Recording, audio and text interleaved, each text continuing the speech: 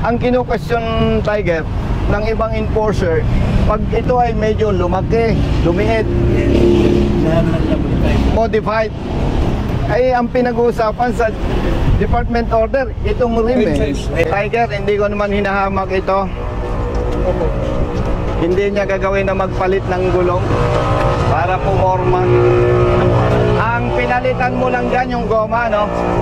Inaksyonan ni Colonel Busita ang dulog ng mga rider.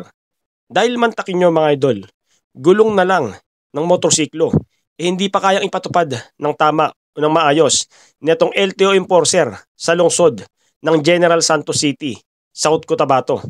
Dahil wala naman sa batas na nagsasabing bawal mag-modified o magpalit ng gulong as long as stock size pa rin ang mags o rim mo. Kaya tara, sabay-sabay nating panoorin ang may init na eksena ukol dito, pero bago yun, huwag nyo kalimutan mag-subscribe. Alright. Nasaan yung motor mo, brother? Tingnan ko nga. Ba't ang daming problema dito? Ang pinalitan mo lang, itong goma. Oo, yung lahat naman ganyan. O, proceed tayo sa tumbler. Tiger, sinong chip dito? Ako tayo. Naku, tapos na to. Uwi na tayo. Paki-check mo nga kung nandito yung TOP niya, yung original. Baka in-endorse dito. Paano nga ito TOP? Public service, walang personal na usapan sa kabinete. Tiger, galing kami doon sa Jensen District Office. Tiger, kumusta? Okay lang. May ina-assist lang kami, Tiger. Nalaman ko, Tiger, doon sa kabilang office, yung palang enforcers nila, galing ng regional office. Kayo ganun din? Yes, pagkaroon. Pero dahil in-endorse sa inyo, ang contest, saan gagawin? Sa inyo, may authority kayo as long as ma-prove na may mali? Yes. Kaya pumunta ako dito, Tiger. Naaawa ako doon sa tricycle driver. Absconded or fun. Motorcycle rider. Yung problema ay 70-80 din. Iba ito? Yes. Pero nandito rin? Yes. Nandito rin. Kapareho nito, Tiger. Nababasa mo, Tiger? 70-80-17. 80-80-17. Tiger, yung pagkahuli doon sa kabila, sa Jensen, kapareho nito. Isang grupo ang nanghuli. Meron, Tiger, department order. Ang subject, harmonization of motor vehicle classification of LTO and LTFRB. Tiger, sa section 5, guidelines and requirements, reclassification and or registration of modified motor vehicles, nakalagay, Tiger, sa paragraph 5.2, the modification involving safety and environment shall not be allowed, such as 5.2.6, change of rim size. Ibig sabihin, Tiger, pag inintindi mo ito, yung rim, as long as hindi ka nagbago, yung goma, binago mo, wala kang violation. Rim ang ipinagbabawal eh. Oo. Ang kino-question ng mga enforcers kasi, bakit 70-80 or 80-90? Hindi yun ang pinag-uusapan dyan, Tiger. Yung rim size. And yung nire-request ko, ito, isa ito eh. Nasaan yung rider nito? Patawag. And with respect sa inyo, siyempre, hindi kayo ang nanghuli. Ang nanghuli, enforcers ng regional. So, with respect sa inyo, I suggest, sabihan ko dito sa concerned party, maggawa ng statement para maimbestigahan ninyo base sa department order.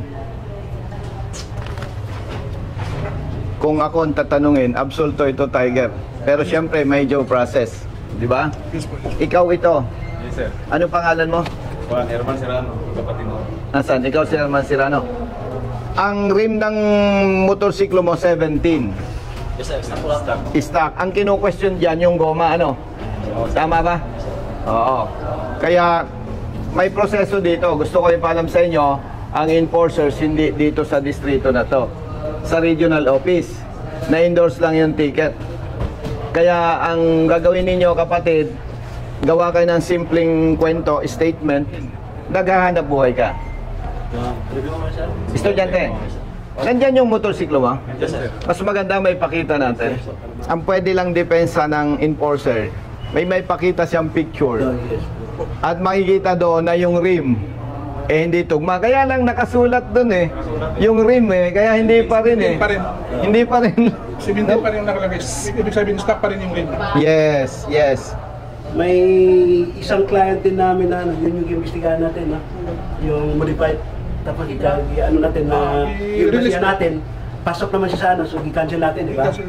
Anong tinutukoy na modified? Gulong din. Gulong din. Gulong din. Issuance din ng enforcer, so napaunot namin. Napaunot namin, balik. So, Na-dismiss Kinansel nyo, dismiss ang kon. Oo. Din po yun nangyari. Kasi Tiger, ang nakakaawa dito, kung maliit ka na manggagawa, Yes. nahuli ka, 5,000 multa, mabigat yun. Yes, 2 sakong bigas. Yes. O, 2 sako talaga. Ito, estudyante. Yung nahuli sa kabila, estudyante rin. Ipakita natin yung motorsiklo mo. Okay? Kapareho nung sa kabila, yung rim, wala siyang binago eh. Oo. Pero katulad ng nabanggit mo, nakakatuwa, ikaw mismo nagsabi, nakasulat doon yung rim eh. Ang kinu-question, Tiger, ng ibang enforcer, pag ito ay medyo lumaki, lumiit, modified, ay ang pinag-uusapan sa department order, itong rim eh. May isa pa dyan, Tiger, yung sa tricycle driver. Nasaan yung sa tricycle? Nasaan? Tiger, hindi ko naman hinahamak ito. Hindi niya gagawin na magpalit ng gulong para pumorma. Ang pinalitan mo lang dyan yung goma, no? Ito yung last week, nag-drop ko ng violation niya. Kanino yan? Ito na yan? Iba daw ito. Dismissal ko na modified tire din. Dismiss na rin? Oh, dismiss to. So, ibig sabihin pala, Tiger, hindi lang ito yung may problema. Itong itinudulog natin sa kanila, hindi sila ang nanghuli. Kapareho doon sa Jensen, ang nanghuli, enforcers ng regional office. May mga nauna na silang na-dismiss ang huli. Kapareho nito. Malinaw ang department order, walang mali, walang questionable doon. Kung ano man ang sasakyan mo, ang ipinagbabawal, palitan mo yung rim na hindi tama doon sa specs. Katulad ng Suzuki Raider. Ang sinasabi doon, ang rim dapat 17. Yung diameter niya. So pag yun ang ginamit mo, nagpalit ka ng gulong, ng goma, hindi pinag-uusapan yon.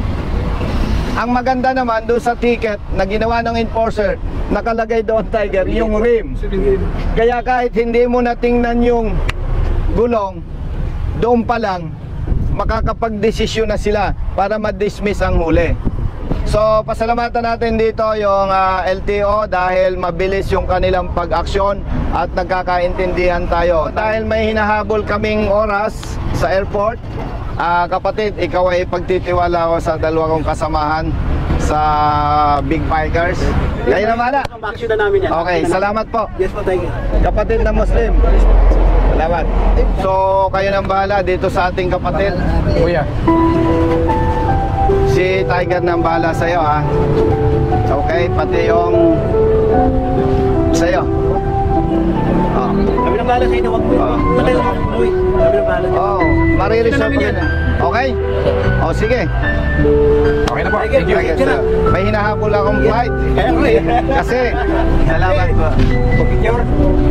Kaya po. Alay. Okay na. Alright na.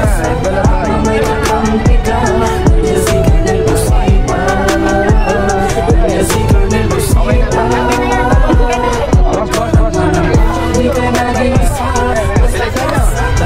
Okay na. Kapatid na Muslim.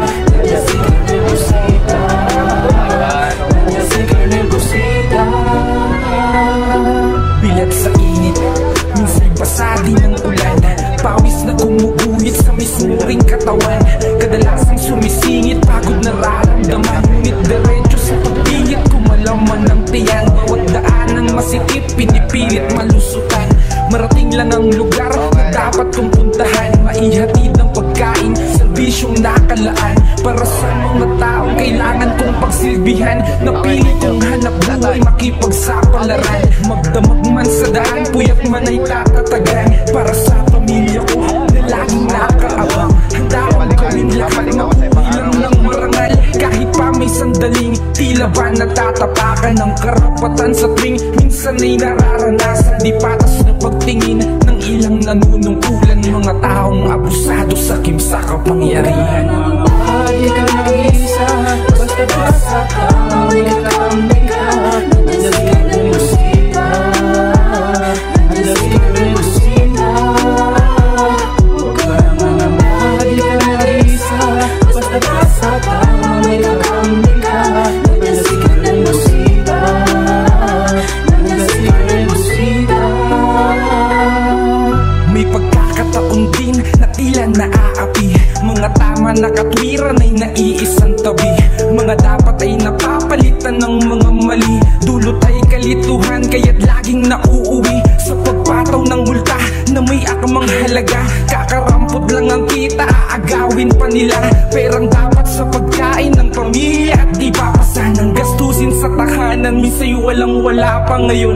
Alam ko na kung sinong dapat takbuhan, sinong dapat kong tawagan na pwede kong sandalan. Isang taong na kayang ipagtanggol ang sino man, basta nasa tama ka, handa ka niya na kampihan. Ipaglalaban ng karapatan bilang isang malayang mamamayan sa bansang tinutungtungan.